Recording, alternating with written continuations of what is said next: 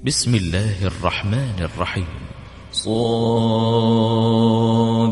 والقرآن ذي الذكر بل الذين كفروا في عزة وشقاق كم أهلكنا من قبلهم من قرن فنادوا ولا تحين مناص وعجبوا أن جاءهم منذر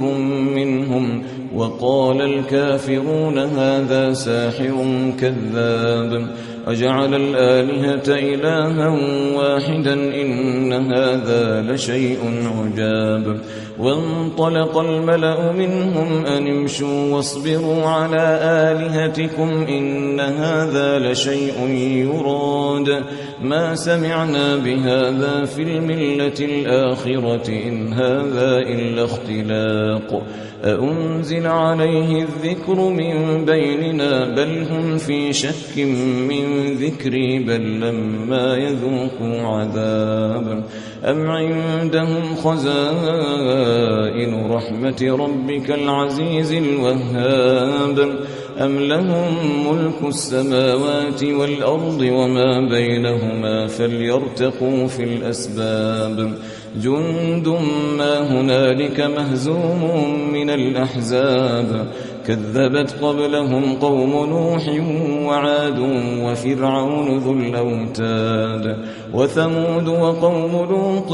وأصحاب الأيكة أولئك الأحزاب إن كل إلا كذب الرسل فحق عقاب وما ينظر هؤلاء إلا صيحة واحدة ما لها من فواق وقالوا ربنا عجل لنا قطنا قبل يوم الحساب اصبر على ما يقولون واذكر عبدنا داود ذا الأيد إنه أواب إنا سخرنا الجبال معه يسبحن بالعشي والإشراق والطير محشورة كل له أواب وشددنا ملكه وآتيناه الحكمة وفصل الخطاب وهل أتاك نبأ الخصم إذ تسوروا المحراب إذ دخلوا على داود ففزع منهم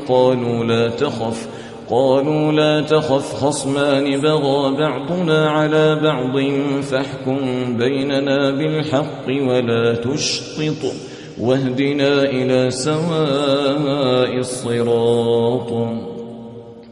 إن هذا أخي له 99 نعجة ولي نعجة واحدة فقال أكفلنيها وعزني في الخطاب قال لقد ظلمك بسؤال نعجتك إلى نعاجه وإن كثيرا من الخلطاء ليبغي بعضهم على بعض إلا الذين آمنوا وعملوا الصالحات وقليل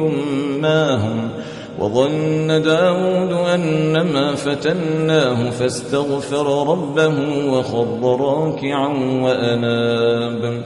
فغفرنا له ذلك وإن له عندنا لزلفى وحسن مآب يا داود إنا جعلناك خليفة في الأرض فاحكم بين الناس بالحق ولا تتبع الهوى فيضلك عن سبيل الله إن الذين يضلون عن سبيل الله لهم عذاب شديد بما نسوا يوم الحساب وما خلقنا السماء والأرض وما بينهما باطلا ذلك ظن الذين كفروا فويل للذين كفروا من النار أم نجعل الذين آمنوا وعملوا الصالحات كالمفسدين في الأرض أم نجعل المتقين كالفجار كتاب أنزلناه إليك مبارك ليدبروا آياته وليتذكر أولو الألباب ووهبنا لداود سليمان نعم العبد إنه أواب إذ عرض عليه بالعشي الصافنات الجياد فقال إني أحببت حب الخير عن ذكر ربي حتى توارت بالحجاب ردوها علي فطفق مسحا بالسوق والأعناق ولقد فتنا سليمان وألقينا على كرسيه جسدا ثم أناب قال رب اغفر لي وهب لي ملكا لا ينبغي لأحد من بعدي إنك أنت الوهاب فسخرنا له الريح تجري بأمره رخاء حيث أصاب والشياطين كل بناء وغواص وآخرين مقرنين في الأصفاد هذا عطاؤنا فامنن أو أمسك بغير حساب وإن له عندنا لزلفى وحسن مآب واذكر عبدنا أيوب إذ نادى ربه أني مسني الشيطان بنصب وعذاب اركض برجلك هذا مغتسل بارد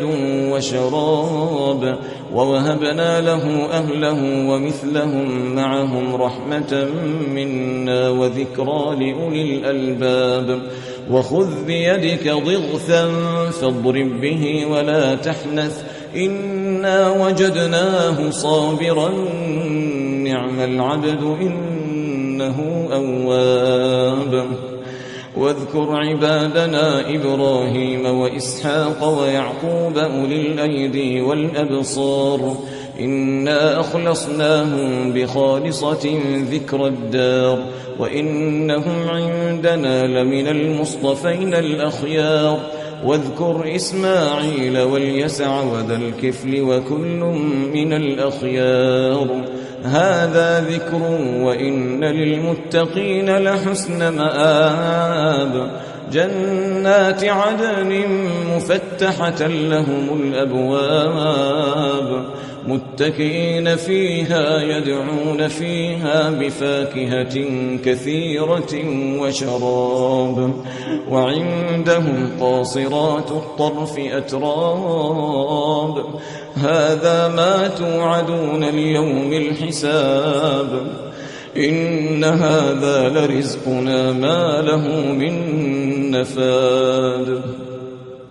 هذا وإن للطاغين لشر مآب جهنم يصلونها فبئس المهاد هذا فليذوقوه حميم وغساق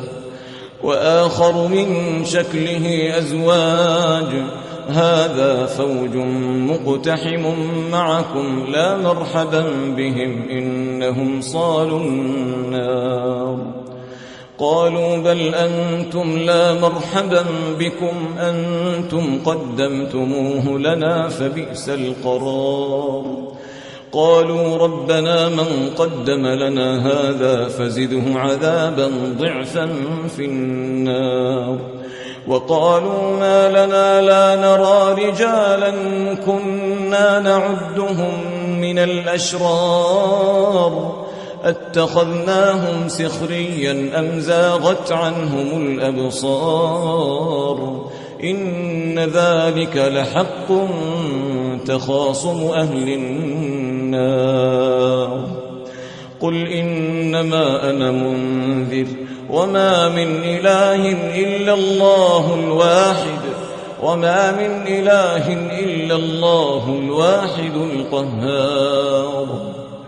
رب السماوات والأرض وما بينهما العزيز الغفار